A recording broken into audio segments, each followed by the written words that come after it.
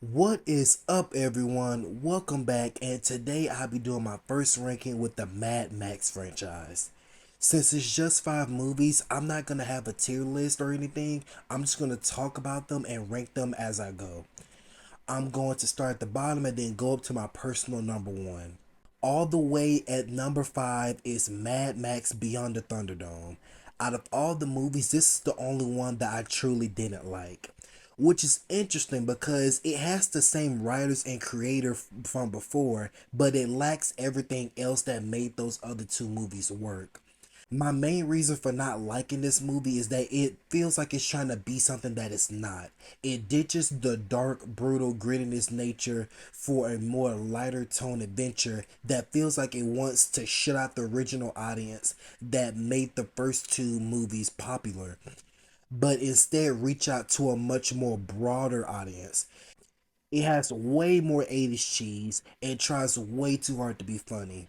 The only two enjoyable moments was in the climax, and that's only because it actually started to feel like a Mad Max movie. The vehicular combat kicked in and all the stunts were bursting out left and right, but there was still some silliness in there that felt so misplaced.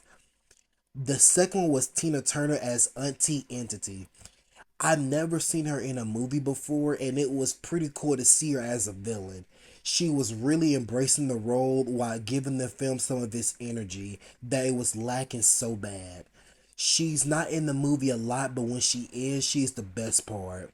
I admire it for switching things up, but they changed too much to make the film feel like something else entirely. I do see people being more kinder to this film, but for me, I can do without it. My number four is the original Mad Max. I saw this film before a while back and I didn't really care for it. But after this rewatch, I'm convinced that I didn't watch the whole movie or either it just hit me different now. But whatever the case may be, I really did enjoy this. It's a lot more tragic and grounded than the other films. It opens up with a car chase sequence that so well put together and have some of the most fantastic destruction and stunts. The film has a lot of those moments where the action just seems so real and brutal. I say it does it better than any other entry. It is an action film, but it's more character driven than anything. Max is the most interesting in here that he is in any other film. He's a police officer who has this dark side and knows the road better than anyone. As much as he has this no nonsense attitude, he also isn't scared to be vulnerable. He has something to lose and he carries himself that way. I also love out of all the films, this one has that low budget feel to it and is able to do so much with it. It's a very Australian film that has great cinematography, score, realistic stunts, and it's full of cheesiness, especially from the villain. And I don't know about you, but I gotta find a way to get that cover art on my wall. It is just too beautiful. My number three is Furiosa. Going in, I had really low expectations. I knew I wanted to see it, but I wouldn't call myself excited. After watching it, I was very pleased to see the franchise continue on strong.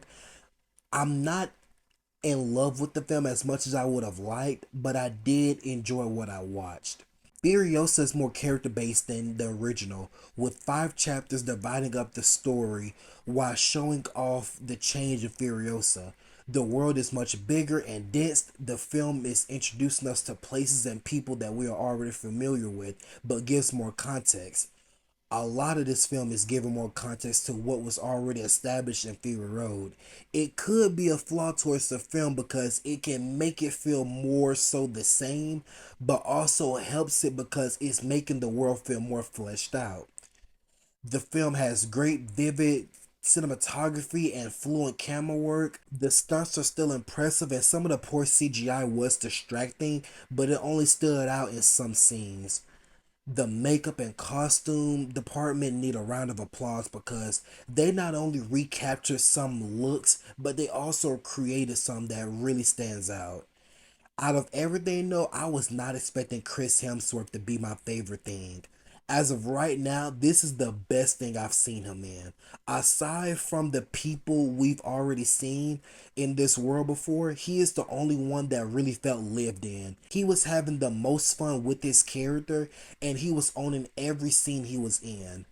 I also love how over time we don't just see Furiosa's character change, but we also see Hemsworth's character do the same. He also has one of the best car designs in the whole franchise. It's a chariot, and instead of horses, it's motorcycles. When I saw it, I knew it was one of the most coolest things I've seen. It's the type of creativity that I love from the franchise. One of my biggest concerns going into this film was the absence of Charlize Theron. I know George Miller had a different vision and wanted to go the prequel route, and finding someone to play the younger Furiosa is hard because of the bar that's been set for that character. But Anna Taylor-Joy is miscast.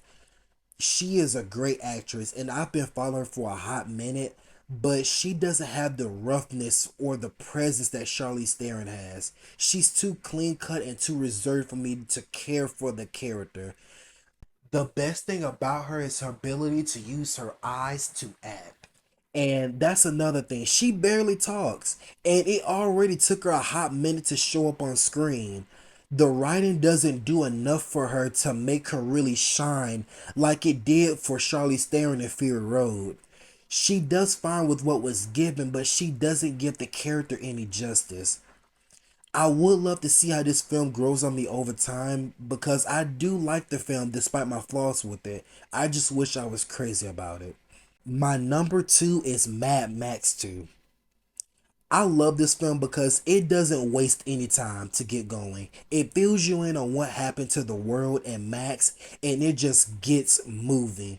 I wouldn't call none of the Mad Max movies slow, but this one has the quickest pacing out of all of them.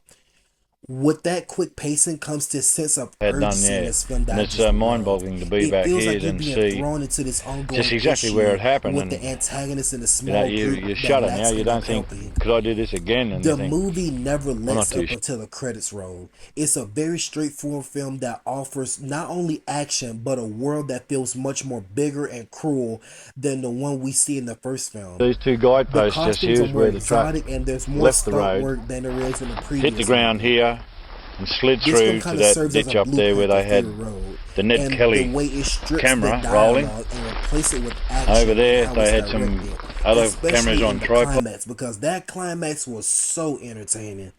The camera work flowed and it didn't shake consistently.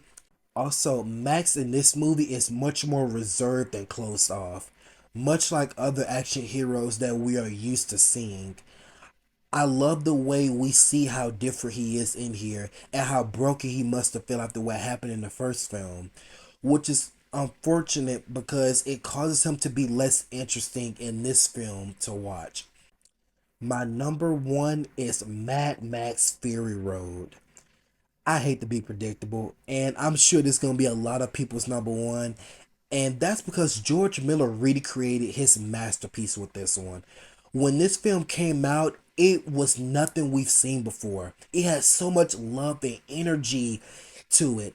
And it came out at the right time. It breathed life into the franchise.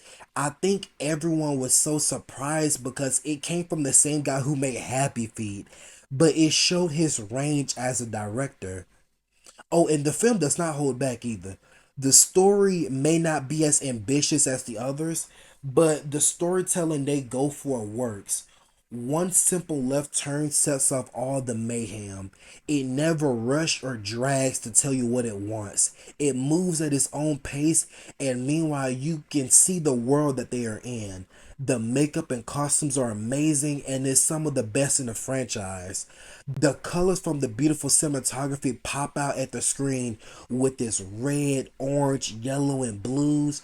and the car designs are unique, and the CGI is finished and Characters doesn't look half absolutely done. drive the It has narrative. If you some of go the back to the best earliest filmed times, action let's scenes go I've back to the ever Greeks and seen, so on, it's especially with all this much about being what shown on characters camera. want and how The those wants action bring treats them into itself as a conflict with storytelling. others. It So we doesn't were lucky need a enough in uplifting Fury monologue Road or to have something cliche. Charlize, who's It someone instead who places has that characters in a kind of stressful stature situation and just let them be. intrinsically as a person. You know, it's purely Another thing an that really intuitive elevates thing this when film you is his actually cast someone. performances. You can't. Tom Hardy as Mad Max isn't one of his best performances, but he does do good with what was given. He is so much more reserved and is hunted by his past. He grunts and doesn't have a lot to say, but he does pull his own weight. Nicholas Holt as Nux the War Boy is another surprise. The War Boys themselves are fascinating, and focusing on one of them was genius. So far from what I've seen, it's his best role too. He plays it like his life depends on it. And then you got the one who stole my heart, Imperator Furiosa, played by the one and only Charlize Theron. I still got to see all of her movies, but I think it's safe to say this is her best role. The same way how Hugh Jackman is Wolverine, Ryan Reynolds is Deadpool, Charlize Theron is Furiosa. Her intense looks, her determination, and how she isn't scared to be vulnerable. George Miller created a fantastic and memorable character. The writing allowed her to not only flex her acting chops, but to also show that she can do action too. She has such a presence on screen, and her backstory we didn't know that much of before 2024's Furiosa. But it sounded so tragic. She made me feel everything she felt with her acting. That's why I was so surprised George Miller wanted to do a prequel because it was such a tough act to follow. I'm sorry I had to hype this movie up because it is an all time favorite, and I think everybody should see this movie at least once. Overall, the Mad Max franchise is definitely one of my favorites. It's one of the more easier ones to get into. You can watch any of them out of order and still understand what's going on. None of the stories are demanding or require you to do any homework. Aside from the third one, they are all pretty consistent and serve itself as a love letter to stunt work and action filmmaking. As I was making this video, I saw that Furiosa isn't performing well, and this could mean it could be a long time till we see another film in this franchise again. And that's heartbreaking because it has so much life and ideas to be explored, but people aren't going to support them. I do hope we can see another installment sooner than later. But whatever the case may be, it's still an amazing franchise, and I hope you can check it out for yourself one day. If you stay to the end, thank you so much for listening to me yap on about these movies. Let me know in the comments if you like this style of video, or tell me if you've seen any of the Mad Max movies. If you are new, don't be afraid to like and subscribe if you want more. Hit that bell icon so you can get a notification for when I upload. Thank you so much for watching, and I'll see you with the next one.